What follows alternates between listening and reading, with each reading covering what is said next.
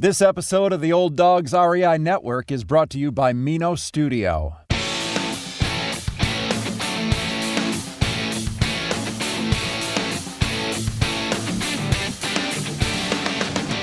Welcome to the Old Dogs REI Network, where cash flow is king. Real estate investing, the means, so you can enjoy your retirement dreams. This is the show where we cut right to the chase. No sales pitch, no long monologues, just simple how-to real estate investing advice, so you can earn the passive income you need to enjoy your retirement today. And now, your host and chief old dog, Bill Manassero. Hello, old dogs, and welcome to Fun Facts Friday. This is our once a week, only on Friday show, where we have special episodes not featuring guests, where I will share tricks, tips, terminology, and techniques that will help skyrocket you to real estate investing success. Today's topic is, what is the best real estate investing strategy for older investors? Hey, but before I get started, I just want to touch base with you guys and see how you are doing. Now, I'm recording this obviously a little earlier than it airs on Friday. It is Monday. Tomorrow is election day. So I have no idea what's going to happen tomorrow. But, I provided everything goes well, this podcast will be airing. Don't mean to sound doom and gloom or anything, but hey, they're boarding up the Capitol here, so I don't know what's going to happen. But, we got to laugh about it, right? Because, man, oh, man. Okay, I don't want to get into politics here. Okay, well, anyway, I do want to encourage you guys. I don't care what's going on out there. As long as you guys are focused, you guys are getting educated, and you're moving forward, real estate is always going to be here. Unless, of course, the planet blows up or something, and then it wouldn't be worth much. But hey, that's not going to happen, okay? Because I just don't think there's, enough firepower out there to blow up the planet. But hey, okay, I'm just rambling here. It's great to see you. And I can't even see you, okay? Boy, oh boy, this has been a tough week, you can tell. Hey, but I got a great announcement for you, okay? Talk about encouraging stuff.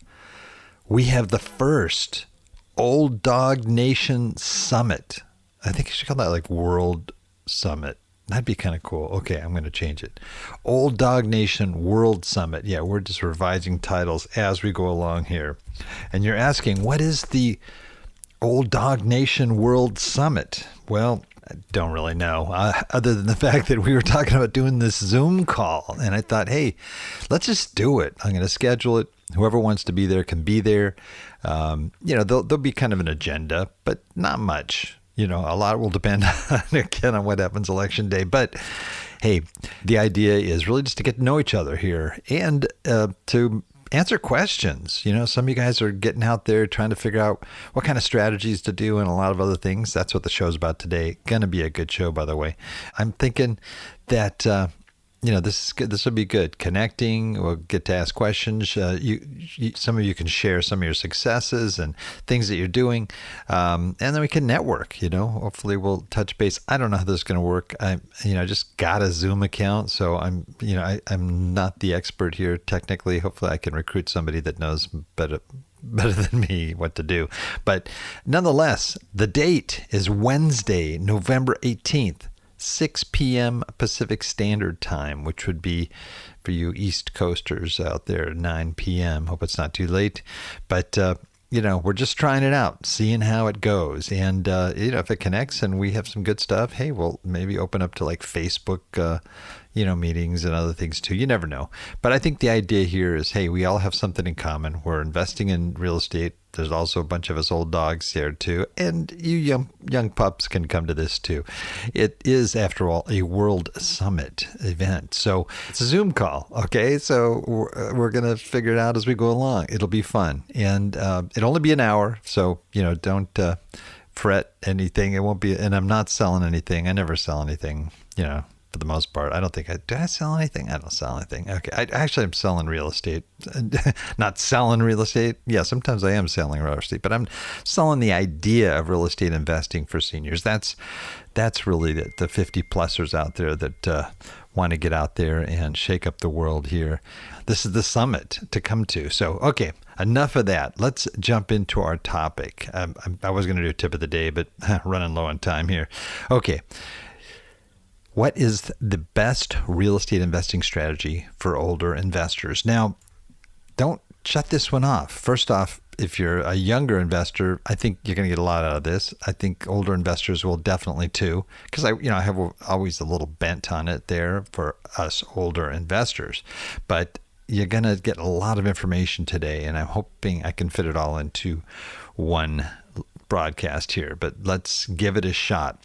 A lot of links, a lot of resources, a lot of stuff for people that are, especially those that are really kind of zeroing in on what might be the best strategy for them. Now, if you're an investor and you already know your niche and so forth, I think you still get good stuff out of this, because if you're comfortable and you're doing well in your niche, you may want to add another means to generate additional cash flow. So let's get to it. As a general rule, the earlier in life you invest, the more opportunity you'll give yourself to grow wealth. Now, that applies whether you're buying stocks, bonds, or real estate. But if you're wondering whether there's a cutoff age for the latter, the good news is there isn't. You can actually invest in real estate any stage of life. I mean, you could be 90 years old and you could invest in real estate.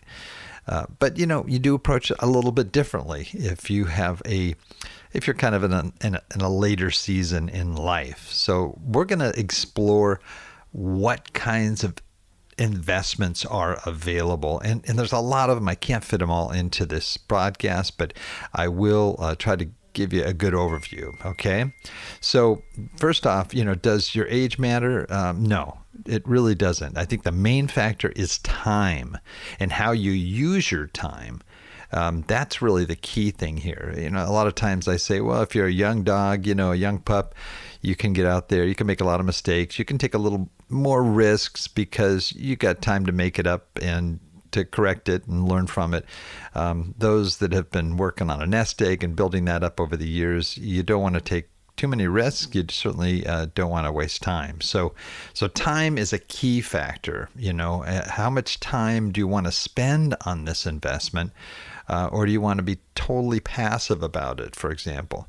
And the other major factor is money. Okay, so once you decide, how much time you want to invest, then you've got to figure out how much money you want to invest. And, do you want to get in, just kind of put your toe in the water here, or do you just want to take a, massive cannonball off the diving board here? So there are different ways to enter it, but I'm going to try and give you some good resources and help you to kind of look at those options. First off, when we're looking at funding our investment, you may say, well, I don't have the money or the extra money to invest. And so, this isn't going to apply to me. Well, it is, because there are various options. Yes, there are those that have their nest egg and did like I didn't do, and really built up enough funds for them to be able to sustain through, the rest of their life. And you may have it in an IRA or a 401k or solo 401k or a Roth IRA or what have you. It could be already tied up in a lot of other investments, annuities, stocks, bonds, just other types of investments. And so those people are looking to kind of sustain that nest egg. I think the ideal situation is, let's say you've got, $5 million, okay? You want to be able to generate 8%, 5%, on that money, so that you never really have to cut into the nest egg. You are just generating dividends from the investment of that nest egg. So those funds will be there, and then after you're gone, that can be passed on to your family as part of your legacy. Then there's the people that say, look, I don't really have the extra money. I didn't get a chance to invest properly and to build up, or maybe I have too small a nest egg. Those folks might be looking at other options, and a HELOC, for example, and that is basically a home equity line of credit on your home. If you have a home and it's got equity in it, that's how a lot of people get started. One of our most famous episodes we have is James Kandasamy, and he was on just recently. And he basically was an engineer. He's working at a job, but he just didn't have funds set aside. So he took a $50,000 HELOC out on his home and bought a bunch of single-family homes, and he has parlayed that into a multi-family an empire here. He did really, really good by leveraging. And so you can, that's another option. Then you may not have maybe even funds available in your home equity. Then you can look at no money down strategies. And that's very real. I know it's a lot of people say, that's no money down. Everything costs something. And it does. You may just be time and creativity, but there are seller financing strategies. There's the possibility of getting people to invest in you and your properties. OPM, they call that, other people's money. And there are a lot of other strategies that go into that no money down process. So there are ways to fund it. It's a matter of you sort of deciding where you're going to get the money from, how much you're going to invest. Okay. And then let's look at the strategies themselves. And that's key here. First off, when we talk about investing in real estate, there are several avenues to take. And first, I mentioned to you, I'm not going to be able to hit all of them, but I'll try to give you a good overview on some of the key ones. Okay. And I did this recently as well. Dividing between active and passive. So you've got those folks out there that are just dying to do something. Okay, they're retired and they're ready to get in and roll up their sleeves and make some money, and there's a lot of ways you can do that. That's an active investor. And then you've got the passive people, the people that maybe have the nest egg. They just want to be able to get that good return, so they're looking for good investments to be able to invest that nest egg in. Again, those are two big generalizations. There's a lot of other subcategories there, but active, that's investing in rental property, okay, buying rental property, generating cash flow from that rental property. That's also fix and flipping, wholesaling, buy and hold, raw land flipping, Airbnb, short-term rentals, commercial real estate, self-storage, deeds and liens. Okay, we'll get into that a little bit here, and hard money lending. Now, some people may say, well, deeds and liens and hard money lending, that's more passive. Well, it does require some time, and you've got to be constantly up on it and following up. And we'll get into the details of why I think that's more of an active thing, but it's probably less active than being a landlord, but it's still active. Passive, okay, and the passive things are like investing in Reits. Okay, Reits, real estate investment trusts. Where you have other people's properties that you're investing in these stock-like instruments, okay? Then there's crowdfunding, a lot of different platforms out there where you can go in and you can invest in houses being flipped or apartments or all kinds of things. You can invest as little as $10 to invest in a property. So that's also another good passive avenue there. Syndications, we talk a fair amount about that because there are a lot of folks listening that do invest in syndications, and that's basically finding sponsors and investing in their projects, maybe apartments, new construction, mobile home parks, self-storage, commercial properties, and you come in as a limited partner, or sometimes you'll come in as a general partner. It depends, but those are sort of more typical passive. So let's take a look at some of these just a little bit. They'll dig a little deeper here. All of these are feasible at any age. So you have to really kind of look at your situation and how much time you might want to do it. Buying an income property, probably the most, I would say, time-intensive investment. Becoming a landlord can be a full-time job. I have jumped into it as a full-time landlord. Even though I have property managers around the country that handle my properties, I am, very much tied into my properties. Some properties are less intensive than others. I happen to have, both C's, A's, and B's, and the C's tend to be a lot more hands-on, where the others tend to be less. You're dealing with tenant issues, and in many cases, sometimes you can hire for larger properties like apartments. You can hire professional property managers that are handling all the day-to-day stuff. All you have to do is run over your numbers on a regular basis, meet with the property managers, either by phone or regular contact. And, you stay on it in a more passive way, but it's still active. But don't get me wrong, whether it's a apartment building or a single family home. Okay, rental properties are probably the most extensive. I'm going to go over here. Single family homes. A lot of people buy single family homes because they know how to buy a home. It's easy. They've bought a home already, and so they're comfortable with that. And so they might want to buy a bunch of single family homes. Sometimes they'll buy turnkey properties that are already rehabbed, tenants in place, property management in place. Or they may take like a BRRRR approach, which we've talked about on here, BRRRR, buy, rehab, refinance, rent out, and repeat, where you do a lot more you oversee construction, rehabbing on your property, and you're very active in bringing it up to value and then refinancing it and then renting it out, and you're building a rental portfolio as well.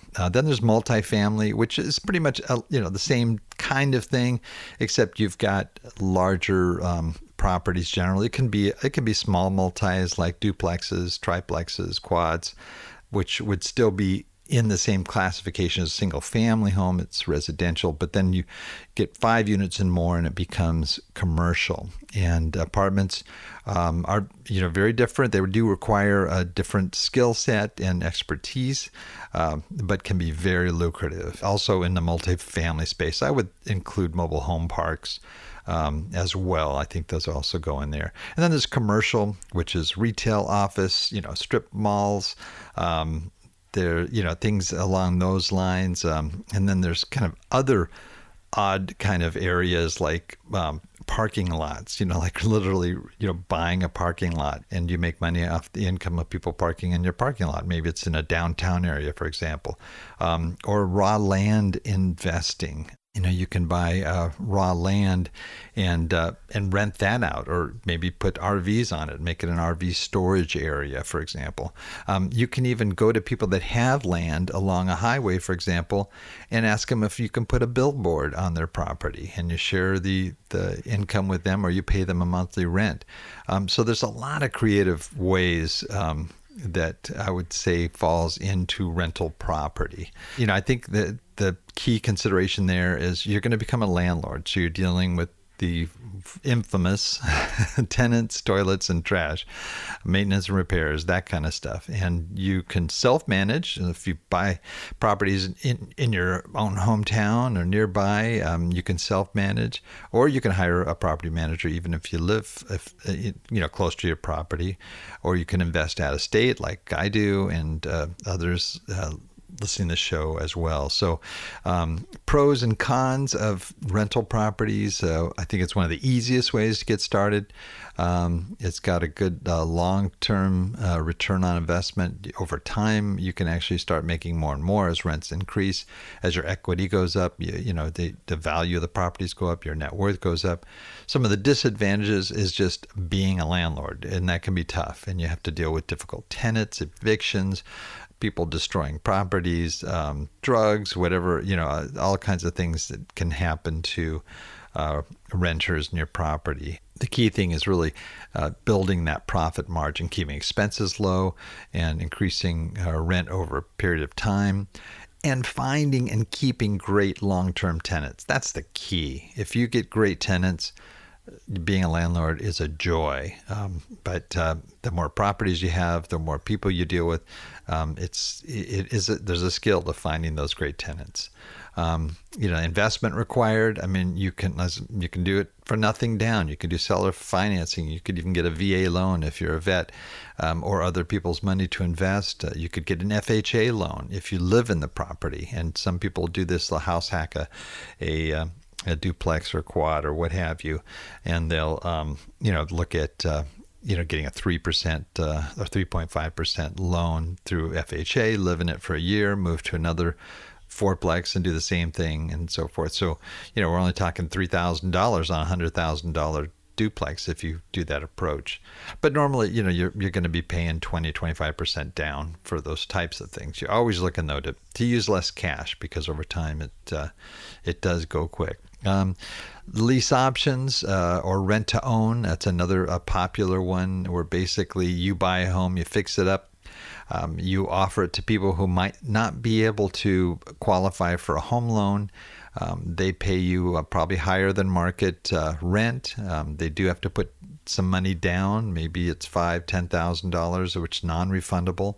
And the idea is, over a period of years, or maybe a couple of years, 3 years, 5 years, whatever it may be, they will get to the point where they qualify, they get their credit up, they can refinance the property, and then they pay you off for the property, and then they own it. Yeah, I'd probably go into all the details on that one, but there are pros and cons on that too, and that's going to be listed in the show notes, so you guys can check that out. House flipping, we've talked about that. We've had some great flippers on our show in the past, and basically, you're buying a house that needs that's below market. You fix it up, you increase the value of it, and you sell it, and you make money off of the difference. The advantages are it's a large, quick return on your investment. It can also be more creative work, but the disadvantage is really the sort of the higher risk. Work intensive. You've got to oversee contractors or do the work yourself, and then you get taxed heavily on the gain, unless you're able to maybe do something creative with those funds. So there's you can get into that for fairly reasonable, but generally you're buying the house, so you don't finance the house. In that case, you're actually going to fund it. Either you can fund it through hard money loan, or you can use your own cash. And it depends on where you're buying. You're buying in the Midwest and the South, you could probably buy a house for $50,000 or $100,000. California, we're talking $500,000 to $700,000. So it's big difference. And so you're dealing with cash and buying that. Or again, you've got a hard money lender that's working with you. So another one, wholesaling, we've talked about that. It's a good way for people to get started that don't have any funds at all. It is very labor intensive, and so you've got to find sellers that are very motivated. It may be as a result of a foreclosure or a divorce or tax liens or something of that nature. And so you've got to find those people. And the way they do that is they put these little bandit signs that say, we buy houses, or we buy ugly houses, or whatever it may be. And you're trying to find buyers on the other side. So you find a home that somebody wants to sell. You have them sign a contract. You don't literally buy it. You don't pay for, you don't have a mortgage or go through escrow. They just sign a contract that allows you to find somebody else to buy the property, and you build in a little markup there. You can make $10,000, $40,000, $50,000. It depends on the property, but it's a quick way to be able to get funds. But like I said, very labor intensive to find those motivated sellers, which bandit signs, websites, direct mail, phone, texting, prospecting, all kinds of stuff to try to find those folks. Another is just your buy and hold, and I'm sure you've heard of that, basically where you buy a property, hold onto it, and sell it for more. It's kind of the old school way that a lot of people think that's what real estate is, but in reality, I think you're better off to buy a property, under market, and rent it out, and you kind of get the best of both worlds. Hold on to it for as long as you want. It's going to go up in value anyway, but at least you're going to be making cash flow. You can also do this with raw land too. It's a great, if you know how to do that, you can find land and flip that land in a matter of months, or you hold on to it for a longer period of time. Maybe it's in the path of progress or something like that. So, there's some advantages and disadvantages involved in that. Land flipping is actually pretty easy, but you got to learn the rules. You got to understand where you buy, where you don't buy, what you buy and what you don't buy. It can take a little longer. Sometimes you might have to wait on it, but that's sort of your buy and hold. Airbnb and vacation rentals, another big one there. I've done this and am doing it. It can be very lucrative. It's a quick way to make funds, and you can be very creative with it. You can take your own property and you can just rent out an extra room or a guest house, and you may even have an RV on the property that you can rent out, or convert a garage. You could even stick a teepee in your backyard and rent it out. I mean, there's no limit. You could take your kid's tree house and convert it. I mean, one of the highest yielding Airbnbs is a tree house. Okay. So, but you can also buy a house and make that into an Airbnb. You can convert maybe some of your apartments, if you own an apartment building, into Airbnb. That's what I do. There's also called arbitrage, where you actually find an existing apartment building. Maybe they're having trouble getting tenants in, and you approach them and say, hey, I'd like to do an Airbnb in your place, and I'll share the profit with you. And they're not running out. So, they've got a high vacancy, for example, and you can convert it into a lucrative venture for them as well. You can partner with other Airbnbers that have funds, and you can partner. So you don't always need a lot of money. You have to furnish it, and that can cost anywhere from a couple thousand to $7,000-$10,000, depending on the property, to get it furnished. But you can get real creative. If you have raw land, you can become an Airbnb. You can put a yurt on it, if you know what a yurt is, a big kind of weird tent from the Middle East or wherever it's from. You could put a trailer on it, an RV. You could put a tiny house on it. You could even take a tool shed and on a piece of raw land and rent it out. So there's some, I think there's some fun stuff with Airbnb, and it can be lucrative, but it can also be a big headache because you're dealing with multiple tenants, and that they don't always treat the property right, and you've got to have strong rules, and you've got to have a house cleaning crew, and there's a lot of other elements, unless you're cleaning it yourself, which I'm sure that wouldn't be that much fun. Commercial real estate, kind of a whole different caliber. This is really for people that have the resources to do this. Office buildings right now, not a good place to be, unless you're moving into sort of suburban office buildings, and that's something that's actually starting to boom right now. But it's mainly like retail, triple net, like buying a building and leasing it out to CVS or some bank or something along those lines, where they're paying you a huge sum, and you really don't have to do much. They are doing everything. They're paying utilities, they're paying your taxes, doing a lot of other stuff. There's the big box ones where you'll have maybe a grocery store and a bunch of other stores tied into it, other little stores like barbershops and so forth. Then there's like buying dollar stores or buying a property that becomes a dollar store. So, there's a lot of variety there. You can do that. It's usually a little more cash intensive, and you need a pretty strong balance sheet to be able to invest in those higher ticket items. Self-storage, another one. You don't have to deal with tenants. That's a real key advantage there. But you do have to have security. You've got to have an on-site manager. You need fences, security system. You have to allow for control and access, cameras, video systems. And you just hopefully that nobody brings anything illegal in there, a nuclear bomb or drugs or whatever. So you have to be aware of what you're doing and who are your clients are and so forth. Deeds and liens. We've had some great shows on this. In fact, all of these topics, I'm going to have links to shows. Like if you say, yeah, I really like that deeds and lien things. Well, there'll be a link to a couple of great shows that'll give you the basics of how to get involved in that. But basically, you're with deeds and liens, you're going to a third party. You're buying old deeds that maybe they're defaulted, maybe they're somebody had, maybe it was a hard money lender, he doesn't want the property, and he'll sell you at a discount the deed. So you get these deeds, you collect from the people that are responsible for paying those deeds, or you take over the property. And there's we had one guy on, he's called the Lien Lord, and I'll have a link to his show.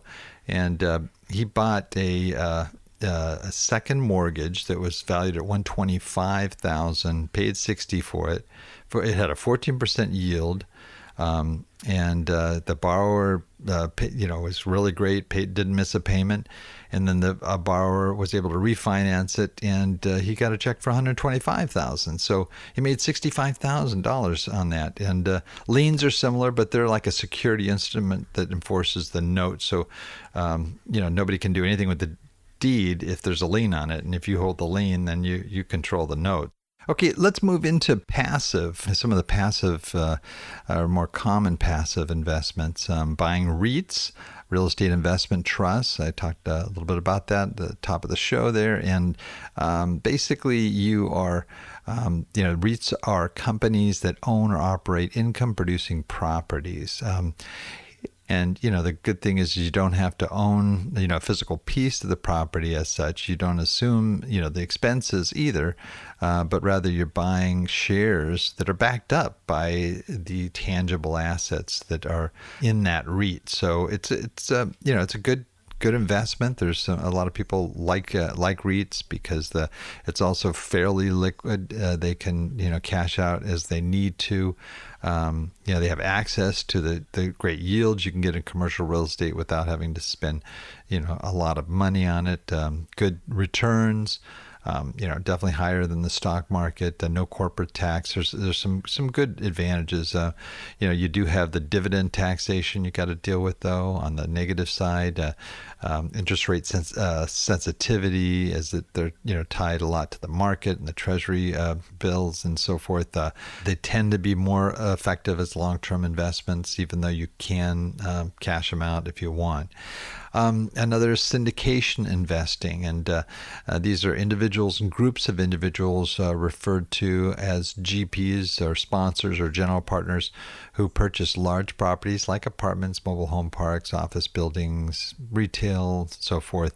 And what they do is they partner with other investors who are looking for good returns. So this is for the people with the nest eggs, and they come in as LPs, and they can invest in a great, high yielding opportunity, that can produce pretty good returns. I mean, the stuff I'm seeing is anywhere from 5 to 12% right now, and that's just the preferred. You also have IRR, internal rate of return, that can be even higher than that. So definitely some good things, but the advantages are you generally get higher yields than most other available instruments, and it's backed by real estate, which is solid. Disadvantages are you really need to carefully vet your sponsors and know that they have experience and that they have a track record. So, preferred rates are not guaranteed. It depends on the cash flow of the apartment community. When COVID hit, there were a lot of people that had to stop paying their investors their regular monthly or quarterly payments. So you do have to vet well and understand the risk involved. Well, that's the overview right there. I went a little bit longer than I usually do from my Friday shows. And real estate investing, it isn't an option limited to people of any certain age. I think that's the key thing here, is anyone listening here can do pretty much any of these, provided they have the funds and the time and the resources, what have you.